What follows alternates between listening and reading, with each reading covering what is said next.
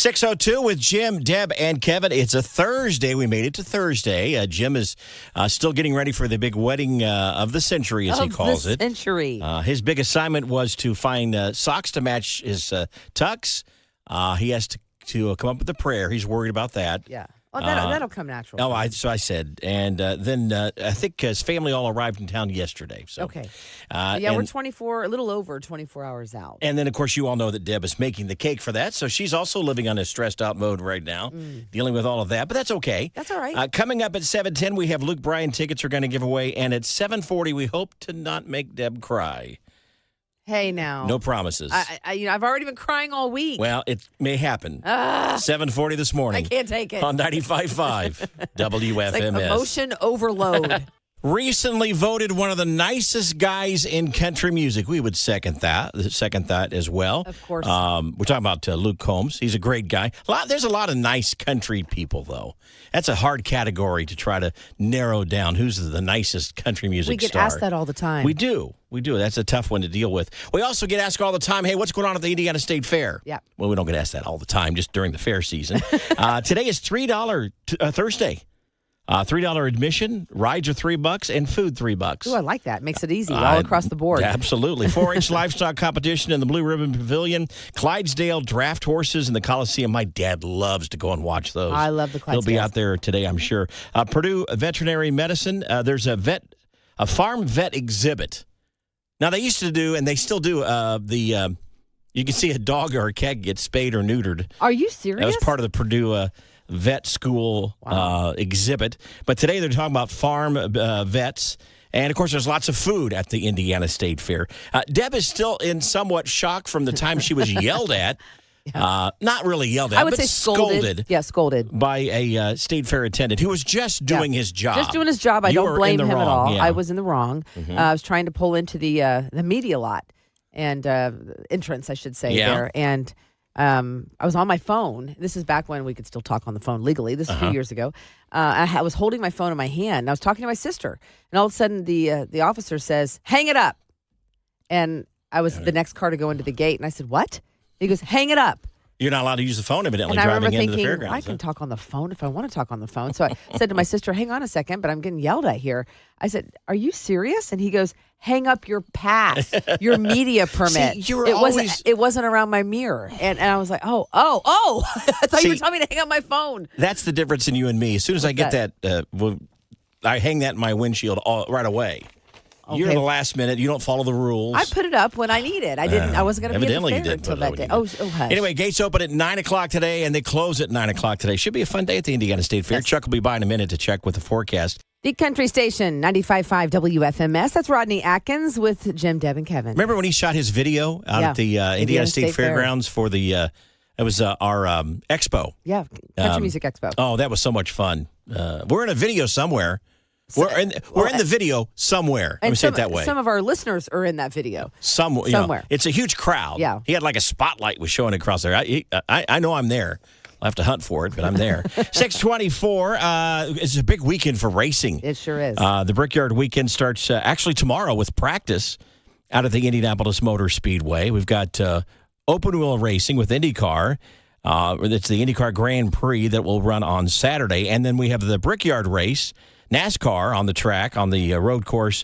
It's the 200 at the Brickyard on Sunday. So you get your full dose of racing this weekend. The question will be, what is the weather going to be like? Chuck says there could be some rain early on in the weekend, and we'll have to see how they deal with all of that. Britt Young and Lady with Jim, Deb, and Kevin. Hi, Angela. I'm like a regular like I'm on my way to work right now, and I drive past the radio station every day I go to work because I work right down the road at the Heart and Vascular Hospital. Oh, that's awesome. Oh, we appreciate you listening. So nice. So now I feel like I know you guys even though I don't because I've seen you guys so many times at the expos and other places. And then I listen to you guys every morning because I got to listen to the jams before I go to work. That's right. Right. Angela, thanks for calling. Hey, you guys have a good day. Hey, you too. Thanks so much for listening. Bye-bye. Bye-bye. Bye-bye. We are like family. Oh, yeah. I mean, if I need a cup of sugar, I wonder if I can call Angela. Yeah, I think so. I wonder if Angela's going to see Eric Church tomorrow night. It's going to be hot. And a little warning, if you look around and you see somebody that kind of looks like Eric, it could be Eric. Eric Church joins us, and we heard a rumor, maybe you can confirm, but we heard when you don't have your glasses on, you're not always recognized. Oh, yeah. No, rarely. Really? That's a good idea. It's kind of nice that you have that freedom. Yeah, I showed up in Vegas, with the beard, and I had on some eyeglasses, and I had my hair cut short, and had a pretty long conversation with Kimberly from the band Perry before she realized who I was. She finally looks at me, she goes, Eric? I said, yeah. That is hilarious. Well, somebody online, it was one of the tabloids, after the show was over, compared your appearance that night to Charlie Sheen. I'm not sure I agree with that. What do you think? I'm not sure about that one either. That kind of scares me a little bit. I don't know what they see there. You're a lot nicer. That song is called Fast Car, and if you heard it before, you probably heard Tracy Chapman singing it. That's Luke Combs here at 95.5 WFMS with Jim, Deb, and Kevin. So all this week, I've been baking layers of wedding cake. And, of course, we all know that Corbin, Jim's son, is getting married tomorrow. Wedding of the century. Wedding what of the Jim calls century. It. Yeah. It's a big deal. It's cleaned out his bank account. We probably should start a GoFundMe for him. Yeah, we should. But so I've been baking because you can't really pull off a wedding cake in one day. And the wedding is tomorrow on a Friday. It's a work day for me. So I'm just kind of like preparing a little bit each day. And last night I was baking. It was about 12:30 at night, and I was pulling the last layer. Yeah, I know, because I got the text from you at 12:30. I know. So I pulled the last layer out of the oven, and all of a sudden I realized I was not alone in my kitchen. And I this is freaked spooky. out a little bit. If you want to see what I'm talking about, go to our Instagram or our Facebook page. Just look up WFMS. You'll see that as I pulled that last layer of cake out, it's a marble cake, which is what Corbin's fiance Kyla had requested. There's a face in the cake.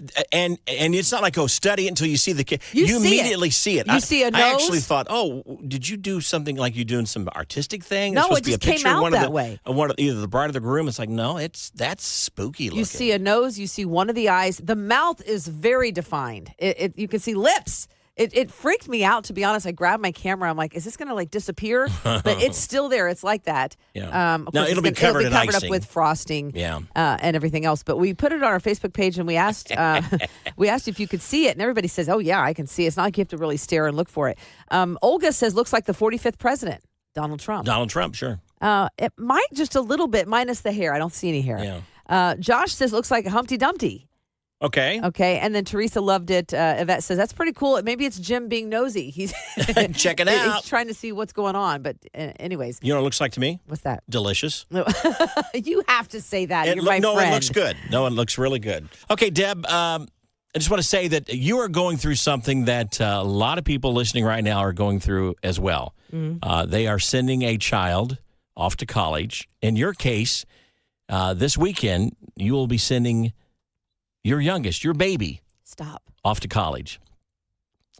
And I know that's tough for you. And I think it might be therapeutic for you to talk about on the air for a moment, and also let other listeners who are listening right now, they're going through it as well. And you can kind of go through this together. Now, you sent one kid off to college, even though already graduated. But this is your baby. This is going to be difficult for you, I think. I didn't mean to make you cry. I was only kidding when I said we're going to make you cry. But I know. Okay. And you're excited about it. He's going off to IU. He's going to be great at what he does. He's super excited, don't I? He's going to be great at whatever he does. We're talking about Hayden. He's going to be great at whatever he does. He's a good kid. He's going to do well. For him. This is his time. This is his time. I said the same thing this for is Griffin. a chapter in your life that you've not gone through before. Well, I have, but not with him. No, not sitting. Now all of them will have gone to college. Thank you, gosh. Kevin, you're really making me feel a whole lot better. I didn't mean that. It's not why I was doing it. What you're saying is now you're stuck with your husband. That's not what I meant. That's what you're saying. So that's not it. It's interesting that we're having this conversation because I had it yesterday with Hayden. Something happened. Oh, I know what it was. He said, "Mom, I should take a deep breath." Mm-hmm. He's excited about going off to college. Gosh. And you want to be excited for him, and but you're emotional. I am. I get it. I just will miss, like, when I come home, him being there and our talks. Mm-hmm. We're very close. Anyways, he came to me and he said, he calls me Mama. Mm-hmm. Mama, I wrote this in my notes because I wanted to make sure I tell you. And it was something he wanted to share and he didn't want to forget. So he put it in his little notes app in his phone. And that's all I needed. Yeah. I just started crying and I said, oh gosh, I hope you still do that sometimes when you're in college, but I know that, you're going to have other people and I may not be your first go-to or whatever. But he said, I'll still call.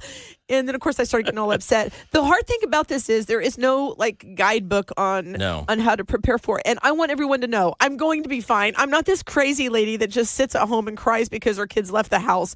I know you are a crazy lady, but it's not because of that. You're right. I know it's normal. I do know it's a normal process. And there are women and men going through this right now. Right. Parents, and I want to give a really good piece of advice. My sister gave me this when Griffin went to college. I've never forgotten it because I don't like to admit when she's right, but she was so right about this. And at the time, I thought she was a lunatic, and it actually kind of upset me. So, Michelle, if you're listening, she told me when Griffin left, it was like the day before, and I was all upset. It was August. She said, by October, this will be completely normal. It is such a transition for someone to leave your house, and you're used to them being there every day. Right.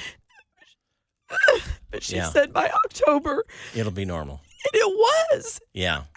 I thought October seemed light years away. But it was. October came, and those weeks were difficult at first, but October came, and it was like, okay, now this is my new normal. And then I totally accepted it, and it was fine. And then when he would come back, it might be a little bit harder, and he would leave, and things were fine. So I know I've told myself, by October, this will be normal. Yeah. It will be. It's just hard at first. I'm so excited for him. I even told him, I said, don't worry about me. When I went to Butler, I didn't even think about my parents. I went and I had this great time, and I was excited, and everything was new, and you always had new friends. And so you didn't just sit in your room and you didn't worry about your mom and dad. And that's what you want him to do, too. And my mom told me my dad went home and sat in my room and cried. Yeah. So I want him to go do that as well. And I'll be fine by October. You'll be fine. So you will be fine. I will be. He's going off to, I guess we can say it, IU? He's going to IU. Yeah. He's got a couple. He's going to live with a new kid, and I love that. It's a kid from Cincinnati, but he's got some friends that are also going to be there, and his girlfriend's going there, so everything's going to be fine. Well, you'll be fine, and just there's some comfort in knowing that you're not the only one going through this. There's a lot of people listening right now who are crying and tearing up just as you are because they're doing the exact same thing. So there's comfort in numbers in this case. That's right. And as adults, we've formed a supper club. Those of us who are going to be empty nesters, and we're going to start doing something for ourselves. Supper? Can I come?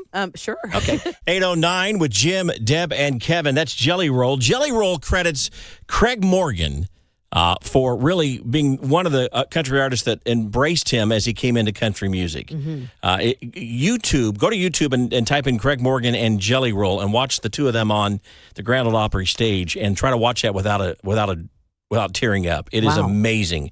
Craig Morgan's an amazing guy, and he was in the news last week. He re-enlisted into the U.S. Army at the age of 59. Now, the backstory is he was an Army Ranger. He was in for, I think 17 years. Oh, yeah. It's part of his life. Part of his life. He got out and, of course, established himself as a country music star. But the military means something to him. Well, they asked him if he would consider being in the reserves to help with recruiting. And so they swore him back into the Army in his full uniform. At the Opry. At the Grand Ole Opry, which was really, really never been done before. No. And it was really pretty unique. He says he's excited. He commits to 2 days a month. He'll be working for the U.S. Army. And still be an artist. And be as a recruiter. Yeah. We had a chance to visit with him not too long ago. He also talks in this interview about the song that had just come out for him was shortly after his son died. He wrote a song called The Father, My Son, and the Holy Ghost. And it touched many people's lives, helping them to recover from the death of a loved one. Yeah, he talks about it in this interview as well. But first, it gets a little crazy. Good to see y'all. Yeah. And we joked before we started on the air, that you look good. And you said, well, I must have been fat and sassy when he came in before. But no, you've always been Something's fit, changed. but You've done a different fitness plan of some sort? what do you do? I'm running and biking, triathlons. I'm the hard training stuff? up for an Ironman. And Me too. That's awesome. What would you tell me to do first? First of all, Get off the couch. Get you on ketosis.